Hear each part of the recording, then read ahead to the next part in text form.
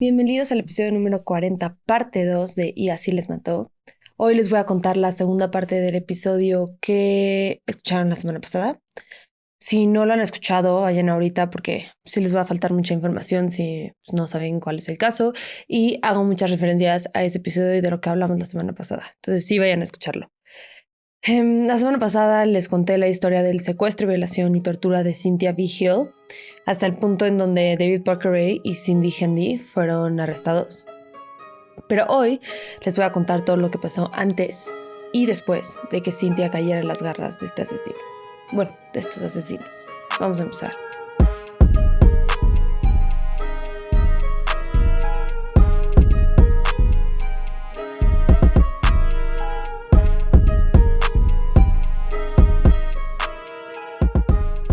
Acabamos el episodio pasado con Cindy Hendy. Empezamos el episodio pasado con que Cindy Hendy estaba empezando a colaborar con la policía otra vez. Les dijo que sabía lo peligroso que podía llegar a ser David Parker Ray, que él pensaba que era dueño de todas las mujeres y que existían en su cabeza solamente para darle placer a él. También les dijo que David Parker Ray llevaba cometiendo este tipo de crímenes como 40 años y que le había contado la historia de su primer asesinato. Según Cindy Hendy, él le había dicho que tenía como 18 o 20 años la primera vez que tomó la vida de alguien. Le contó que había secuestrado a una niña, la escogió por coincidencia, que por lo que pude entender seguía en la escuela, entonces yo calculo que probablemente tenía entre 15 y 18 años, pero no puedo estar segura. Después la amarró a un árbol, la violó, golpeó y estranguló. Y dijo que toda la experiencia la había disfrutado y había derivado inmenso placer de todas las cosas que hizo, incluyendo el asesinato. Aún sabiendo todo esto, ella decidió empezar una relación con él. Después de matar por primera vez, decidió establecer un método para que no fuera descubierto.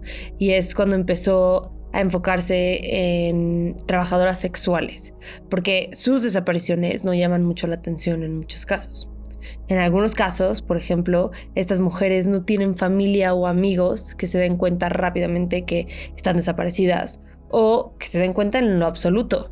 Entonces, ya lo he mencionado en otros episodios, es la razón por la que muchos asesinos siguen esta victimología. Y estaba buscando mujeres que a él se le hicieran atractivas. Normalmente le gustaban las mujeres asiáticas o latinas, que de por sí son minorías ignoradas y poco protegidas por la sociedad, especialmente en un lugar como Estados Unidos, donde hay mucho racismo. Pero pues bueno, antes de vivir en el Enfant Butte, vivía en otro pueblo en Nuevo México llamado Fence Lake. Aquí tenía una granja y criaba vacas. Ese era un pueblo aún más chico que el Enfant Butte. Este era como de 50 personas en ese momento. Y cuando estaba ahí, el FBI lo entrevistó en conexión con la desaparición y asesinato de varias mujeres en el área. Y habían llegado hasta él porque alguien le había dicho a la policía que él estaba involucrado con un grupo que traficaba mujeres y las mataba. Cuentan las malas lenguas que esta pista se las dio nadie más ni nadie menos que su hija, Jean Ray, a la que le decían Jessie Ray. No había ningún tipo de evidencia concreta y la investigación del caso que estaba construyendo el FBI acerca de este círculo de que estaban traficando mujeres no llegó a mucho, entonces llegó a un alto abrupto y David Parker Ray siguió haciendo lo que quería, torturando a mujeres. La manera en la que según Cindy le contó esta historia le dio a entender a Cindy que había sido algo de lo que se había salvado, porque sí era culpable, ¿sabes? Se había salido con la suya. Que obviamente pues no nos sorprende a ninguno de los que estamos escuchando esto. Si escucharon especialmente el primer episodio, pues no es nada sorprendente. Después de esto se mudó constantemente, que esto complica mucho una investigación, porque además de tener que encontrar a víctimas de hace 40 años, también tienen que buscar por todo el país. Y además, cuando estás buscando a alguien por la desaparición de una mujer o de cualquier persona, siempre empiezas con gente cercana. Siempre es mucho más difícil encontrar a un extraño. Durante estos años estaba usando una placa de policía para secuestrar a las mujeres y niñas Era obviamente falso, pero funcionó para lo que él necesitaba. Le dijo a Cindy que había matado a más de 30 personas en los últimos 40 años, que no me sorprende nada a mí y que a la policía tampoco. Y de hecho el FBI cree que fueron más víctimas. Calculan que puede tener entre 40 y 60 víctimas que asesinó, no contando a las que secuestró, violó, torturó y luego dejó ir. Digo que la mayoría de los cuerpos estaban alrededor de Elephant Butte, en donde vivía, pero que había escondido cuerpos también en Arizona, en Texas y Alaska. También dijo que era muy meticuloso cuando se deshacía de los cuerpos y se hacía cargo de que no quedaran en ninguna de ellas pudiera quedar algo que las pudiera identificar. O sea, algo pues, físico, obviamente, pues ADN, pues no. Pero les quitaba toda la joyería, la ropa, identificaciones, en algunos casos las carteras completas, todo para que no pudieran ni empezar a buscar quién, cómo ni cuándo. Porque si no sabes quién es tu víctima, pues no puedes hacer mucho, o sea, no tienes muchas líneas de investigación que seguir, más que si tienes muchos testigos o... Pues sí, es mucho, mucho más difícil. Pero pues acuérdense de todos los artefactos de los que les conté el episodio pasado. Todas esas cosas las sacó de estas mujeres que secuestraba. Acuérdense que eran 400, un poquito más de 400, creo que eran 401 o 405 por ahí. Según Cindy, también le contó varios detalles de algunos de los asesinatos. Contó que a algunas les disparó en la parte trasera de la cabeza. Y también le contó una historia que una vez se deshizo de un cuerpo en un barranco y le aventó un poco de tierra como para medio enterrarla. Se regresó a su casa y en su casa pensó, me encantaría tener la cabeza de esa mujer. Y entonces regresó, pero cuando llegó había un perro grandote sentado arriba de donde había enterrado el cuerpo a medias. Y eso lo tomó como una señal de mala suerte y se fue. Que es una historia pues bastante detallada y bizarra como para inventártela. Entonces esa es una de las razones por la cual la policía cree que esta es una historia verdadera. Cindy también corrobora la declaración de Cynthia de que David Parker Ray le tomó fotos y le enseñó fotos de otras víctimas. Cindy dijo que a Ray le encantaba tomar fotos, pero que por precaución, después de cierto tiempo, no sé exactamente cuánto tiempo, destruía todas las fotos para que no pudieran encontrar evidencia de las víctimas. Pero no le dio tiempo de destruir todas y claramente de eso vamos a hablar un poquito más adelante. Y ese detalle también nos abre una ventana a la manera en la que piensa David Parker Ray, porque no es raro que los asesinos se queden con recuerdos de sus víctimas o de sus crímenes, porque cada vez que regresan a ese recuerdo pueden de cierta manera revivir el crimen y la gratificación sexual que sacaron de esto. Son como tesoros para ellos y destruirlos nos dice que tenía mucho control y mucho cuidado, que era muy calculado, paciente, controlador y cuidadoso. Otra cosa que nos reafirma estas cualidades son los diarios que les conté la semana pasada, con las fechas de información de la captura de las víctimas. También en ellos incluía algo a lo que él llamaba formas fisiológicas, que prácticamente eran papeles que tenían información clínica de las mujeres como peso, estatura, edad. Es típico como los que tienen los doctores que te piden que llenes. También decía cuántas veces las torturó, así con palitos, ya sabes, como cuando estás contando.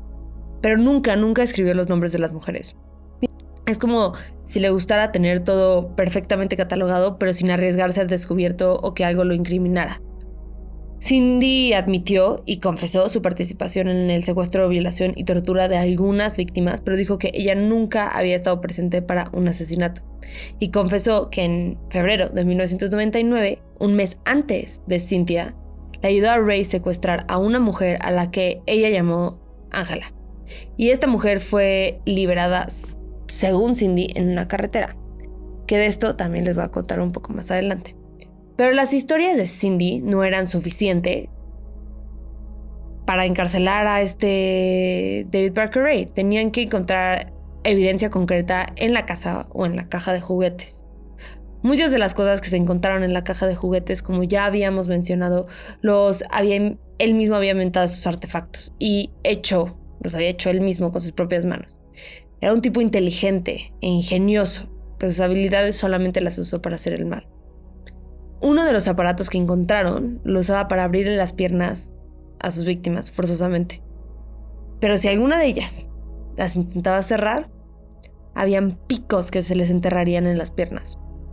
También hizo un guante al que llamaba el guante de Freddy Krueger, porque es como el de la película, igualito, o sea, tenía cuchillos en los dedos. Y tenía muchas otras cosas más que se había inventado, obviamente pensadas para lastimar a estas mujeres. Pero nunca encontraron nada de sangre en la caja de juguetes como para poder identificar a más de sus víctimas. Algo rarísimo. Entonces, sin esta evidencia, no les queda más que buscar una confesión. Pero Ray no quería cooperar. No estaba hablando con la policía y la mejor opción que tenían después de él y de Cindy era hablar con sus conocidos para ver si alguno de ellos podía darles alguna pista de los asesinatos o de las víctimas. Pero, como les mencioné en el episodio pasado, ninguno de sus compañeros se lo podía creer. Todos pensaban que era un malentendido y decían que era el hombre más amable que conocían. Para que vean cómo nunca realmente conoce a alguien. Alguien que no estuvo sorprendida para nada fue su hermana, la misma que hace más de 40 años había encontrado los dibujos de Ray en los que habían mujeres torturadas y muertas. Otra familiar a la que 100% no se le hizo raro fue a su hija, Jessie Ray. Pero seguían sin tener nada de evidencia de alguna mujer asesinada, y de todas las historias que le contó Ray a Cindy, nunca le dijo en dónde exactamente estaban los cuerpos. Y nunca, o hasta la fecha, no han encontrado ninguno de los cuerpos. Parte de esto era porque vivía cerca del Parque Nacional Elephant Butte, con mucho terreno que cubrir. Obviamente es muy difícil registrar todos los metros de este lugar, de estas propiedades. En Elephant Butte vivía también cerca de uno de los lagos más profundos en Estados Unidos, que también fue muy difícil de registrar por completo. En algún punto sospecharon que le daba de comer los restos de sus víctimas a sus puercos cuando tenía la granja. Obviamente no hay manera de comprobar esto, y cada vez que tenían la policía un hilo del que tirar, rápidamente se acababa. Pero cuando sale a la luz su detención y un poco de los crímenes por los que lo estaban investigando, los medios se volvieron locos. Había muchísima atención nacional del caso, y gracias a esto una de sus víctimas habló con la policía. Esta mujer era Angélica Montano. Había vivido en Verdad y Consecuencias y frecuentaba muchos lugares a los que Cindy también iba. En total la tuvieron 4 días, la violaron y golpearon repetidamente. Le dijo a las autoridades que rogó por su vida, y les dijo que les dijo a Cindy y a Ray que tenía un hijo pequeño al que tenía que cuidar.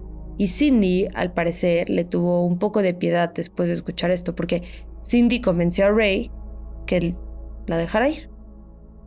Esta fue la mujer que dejaron al lado de la carretera. Y, de hecho, la recogió un policía que no estaba trabajando ese día. Y ella le contó toda la historia, todo lo que le había pasado. Y a él se le hizo una historia tan increíble, o sea, literal no creíble, tan horrorosa, que pensó que era una mentira. Así que nunca lo reportó.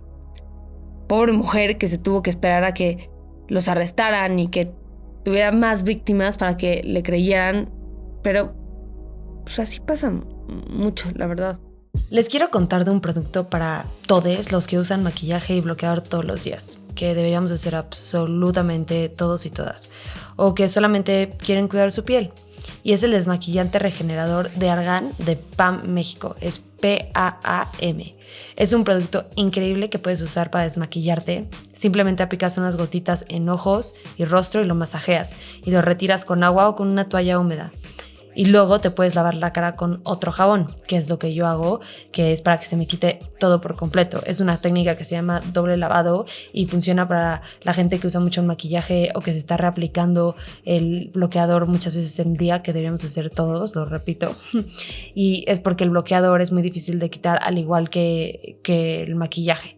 Y siempre el primer paso de esta técnica es un jabón o un desmaquillante a base de aceite como este, y funciona perfecto. Y además lo puedes usar como un suero hidratante después. que ayuda a nutrir y fortalecer tus pestañas, es rico en vitamina E, es un antioxidante natural, que eso ayuda muchísimo con los efectos del envejecimiento y además limpia a profundidad tus poros.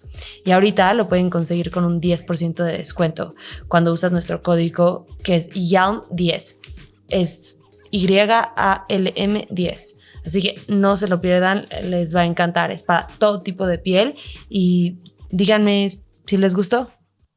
Pero la existencia y experiencia de Angélica es confirmación para la policía de que hay más víctimas. Y obviamente tienen otra testigo y víctima, que para el juicio pues obviamente es muy importante porque es un caso mucho más fuerte. Y en este momento es en el que deciden publicar una foto y parte de un video, que esto es lo que les dije que iba a regresar, que no destruyó todas las fotos y todos los videos, en el que sale una mujer con un tatuaje de un cisne. Creo en el video, por lo que escuché mencionado en otro podcast que se llama Morbid, sale en un documental, pero no pude encontrar el documental específicamente. Pero pues, entonces me estoy guiando un poco por lo que dicen en el podcast. Y lo que dicen es que salen como... Solo porque si te estoy diciendo que están sacando un video de una mujer que estaba en la caja de juguetes, sí la estaban torturando, fue una mujer que estuvo pues, presa en la casa. Te imaginas un video obviamente muy muy gráfico.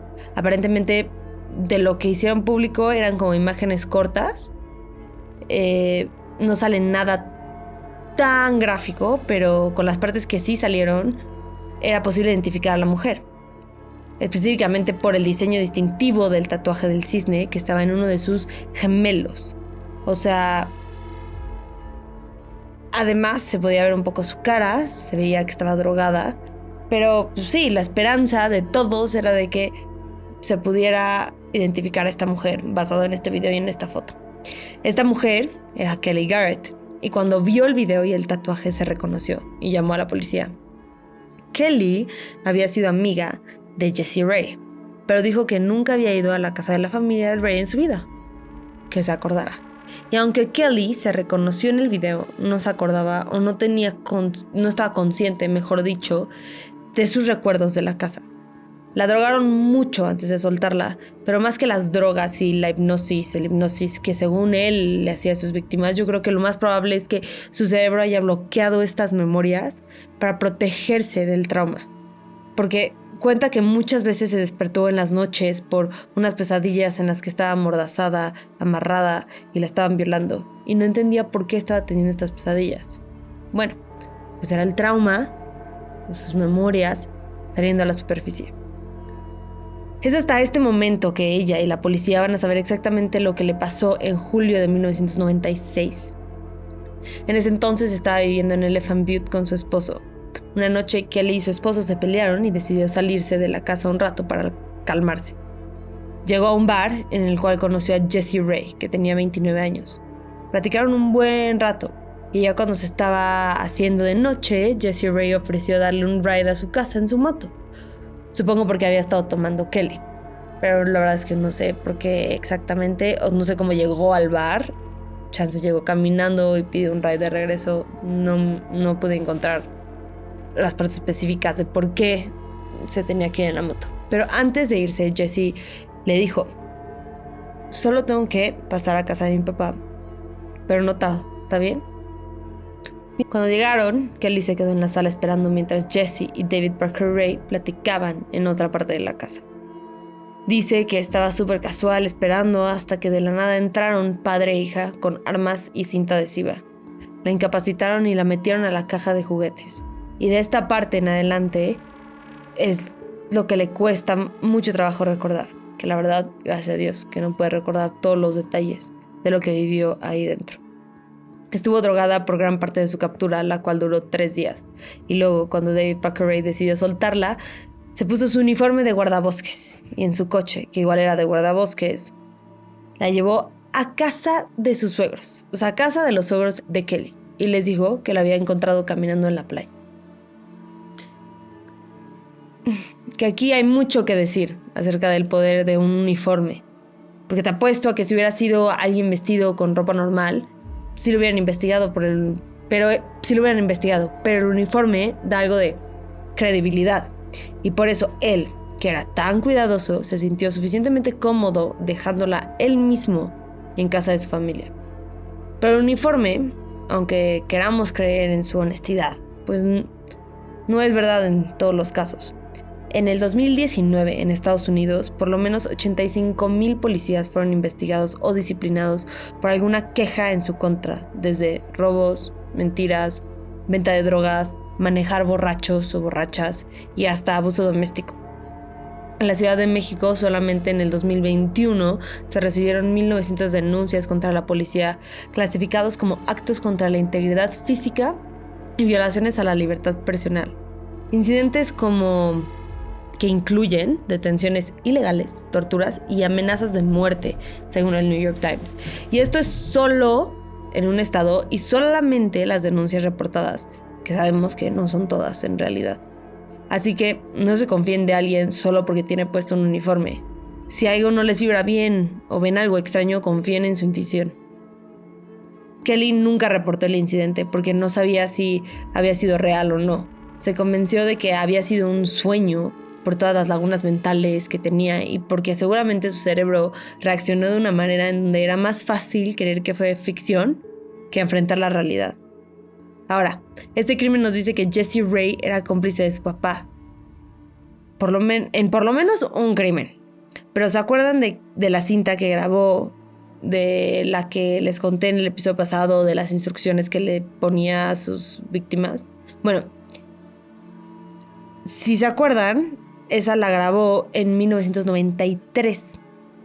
Y en la cinta menciona a una amiga que la ayuda. Esta mujer obviamente era Cindy en 1999, pero la pregunta ahora es, preguntas, porque son muchas, es ¿cuánto tiempo fue su cómplice Jessie Ray? Si es que Jessie Ray era la amiga a la que originalmente se refirió en la cinta, y si no es Jessie Ray, ¿quién más era? Ahora, obviamente que hayan sido cómplices en este tipo de crimen, también en la cinta, porque en la cinta especifica que la mujer que está con él también la va a violar a la prisionera y la prisionera va a ser forzada a hacerle cosas, favores sexuales a la mujer. Si lo estaban haciendo juntos, yo diría, y eso es mi opinión nada más, que las probabilidades de que hubo algún tipo de incesto entre el padre y hija, pues yo creo que son muy altas, pero esto no hay confirmación. Arrestaron a Jessie Ray después de que agentes policiales escucharon la historia de Kelly. Y el 6 de abril de 1999, justo antes de que anunciaran los cargos oficiales en su contra, Cindy ofreció más información al fiscal a cambio de una sentencia reducida en su caso. En esta negociación accedió a testificar en contra de David Parker Ray en el juicio y dijo que los pocos meses que estuvo viviendo con él lo ayudó a secuestrar y violar a varias mujeres. Todas estaban en pueblos o ciudades cercanas y que dejaron ir algunas, pero que a las demás las mató. Dijo que ella sabía de al menos 14 mujeres a las que él había matado en los 8 meses que estuvieron juntos y que él le había dicho que las escondía en el parque de Elephant Butte, que es enorme, como ya les había dicho, pero para que tengan una idea, tiene 14,569 hectáreas. No se pueden registrar, o sea, es imposible registrarlo todo. Y que además aprendió que no puedes nada más aventar a un cuerpo en el agua, porque acuérdense de que había un lago enorme en el parque en el que se sospecha que también hay varios cuerpos. Entonces él observó que aunque le pusieras peso al cuerpo, iban a flotar. Entonces aprendió que antes de echar los cuerpos al agua tenía que vaciar el cuerpo, sacar todos los órganos para que no se acumulara el aire que los hiciera flotar. Varios buzos registraron el lago después de esta declaración, pero solamente de largo tiene 37 kilómetros el lago. 37 kilómetros. Es imposible registrarlo todo. Y donde buscaron, no encontraron nada. Y luego Cindy dijo otra cosa choqueante. Dijo que los involucrados no solamente eran ella, Jessie y David Ray. También había otra cuarta persona. Esta persona se llamaba Roy Jancy y se supone que él, con ayuda de Ray, asesinaron juntos a una de las novias de Jancy. También cuando lo buscan para interrogarlo, inmediatamente, así, confesó todos sus crímenes, todos. Dijo que no estuvo involucrado en todos los asesinatos, pero que en una ocasión Ray lo forzó a matar a una mujer llamada Mary Parker. La historia va así. Según Roy Jancy, en 1997, Jancy llevó a Mary a una fiesta en casa de Ray un 4 de julio. Aparentemente todos se habían emborrachado, la estaban pasando bien. Y Ray drogó a Mary y forzó a Jancy que lo ayudara a llevarla a la caja de juguetes. Jancy había escuchado a Ray hablar de este lugar, pero nunca lo había visto en persona hasta este momento. Cuando entraron, Ray amenazó a Jancy con una pistola. Le dio una cuerda y le dijo, sabes lo que tienes que hacer. Él tomó la decisión de matarla y dijo que fue una decisión de la que se arrepintió siempre. Después de matarla, dice que Ray y él llevaron el cuerpo a Monticello Cañón Monticello, y la enterraron. Accede a llevar a las policías al lugar en donde habían dejado su cuerpo, pero no encontraron nada. Pero Jancy estaba convencido de que Ray regresó a mover el cuerpo porque así era de paranoico. Ahora, si ni siquiera un cuerpo, decidieron no incluir el cargo de homicidio en el primer grado. Y lo que hicieron es que separaron los juicios del caso de Cynthia, de Angelica y de Kelly. 5 meses antes del juicio de Kelly, le llegó una nota anónima a Jancy que decía: las ratas se mueren en la cárcel. Y por ende decidió no testificar en el juicio de Ray. Obviamente todos sospechaban que la nota la había mandado Ray.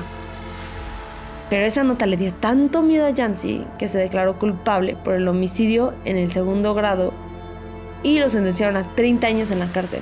Tenía 27 años en ese punto. Por lo que entiendo, Roy Jancy salió de la cárcel en el 2021. En noviembre de 1999, la fiscalía se enteró de que de la nada Cindy estaba retractando todas sus confesiones porque aparentemente Roy le había estado mandando cartas de amor y la convenció a que no dijera nada en su contra. De hecho, hasta se tatuó el nombre de Cindy Hendy. A Cindy Hendy la sentenciaron a 36 años en prisión por la tortura y secuestro de Cynthia y Angelica. Pero el 15 de julio del 2019, después de haber cumplido solamente 20 años de su sentencia, salió en libertad. Ahora, el juicio de Kelly contra Ray fue un juicio nulo porque 2 personas en el jurado pensaban que el video en donde ella está prácticamente inconsciente, amarrada a la silla, pudo haber sido sexo con consentimiento. Cuando escuché esto, no saben cómo me puse, me estresa mucho volver a repetirlo, de verdad. Es que, como hay gente estúpida, o sea, es claro, pero clarísimo, según la descripción del video que escuché, que el estado en el que estaba Kelly, que se veía en el video, no era ni como para dar consentimiento, o sea, no estaba ni para hablar. Estaba muy, muy drogada. Entonces, es lo que hicieron ese jurado. Eso fue lo que decidieron. Luego fue el juicio de Cynthia. Ella estaba 100% consciente de lo que había pasado y quería asegurarle al jurado que ella no había dado su consentimiento de nada de lo que le hicieron. Justo antes de que acabara el juicio, los abogados de Ray, que esto fue muy chocante porque fue así de ya casi iba a ser la sentencia, y los abogados se pararon y le pidieron a la fiscalía negociar un trato, porque estaba a punto de empezar el juicio contra Jessie Ray. Y lo que David Parker Ray quería negociar era: voy a declararme culpable ante todos los cargos que haya contra mí, solo si la sentencia de Jessie Ray es tiempo cumplido. Es decir, le toman el tiempo que estuvo en la cárcel esperando su juicio en consideración y, en este caso, en su totalidad de su sentencia. Y la fiscalía aceptó el trato. Entonces, a David Parker Ray lo sentenciaron a 224 años. En el 2001, Jessie Ray no se declaró culpable, pero no se declaró inocente. En inglés se dice no contest, y es como decir que no estás en desacuerdo con los cargos en tu contra. No estás admitiendo que los hiciste, no estás diciendo que no los hiciste, estás diciendo como no estoy en desacuerdo. En su caso, los cargos eran secuestro. Por esto le dieron 2 años, que ya los había cumplido esperando el juicio, y 5 años de libertad condicional por su conexión a los crímenes de su papá. Ahora, David Parker Ray David Parker Ray se supone que encontró a Dios mientras estaba en la cárcel. Todos, según esto, encuentran a Dios. Y en mayo del 2002 le dijo a las autoridades que estaba listo para cooperar. Y cuando lo estaban transportando al lugar en donde lo iban a entrevistar, le dio un infarto y se murió. Antes de que pudiera confesar o decir dónde estaban los cuerpos. Y sin su testimonio no ha habido mucho que mueva el caso. La única línea de investigación que medio pueden seguir es la desaparición de la exnovia de Jessie Ray. La última persona que la vio con vida fue Jessie Ray, en la madrugada del 1 de octubre de 1995, en un restaurante. Y adivinen quién la fue a recoger. Su papá. No ha habido nada de este caso. Si hay algún movimiento les aviso. Pero pues lo más seguro, yo creo, es que sí hayan sido ellos, pero pues que no haya suficiente evidencia. Lo último que se hizo en el caso en total fue publicar las fotos en la página del FBI de los artículos que encontraron, que eso fue en el 2011 creo, para ver si alguien reconocía alguna cosa, para ver si podían identificar alguna víctima, pero pues aparte de eso no ha habido actualizaciones del caso y dudo que los haya, pero sí, prometo actualizarlos. Muchas gracias por escuchar este episodio de Ella sí les mató. La próxima semana les voy a contar el caso de Na Young, la historia que inspiró la película coreana Hope. Y ese caso lo pidió Frey por Instagram. Muchas gracias, Frey, y nos vemos la próxima semana. Bye.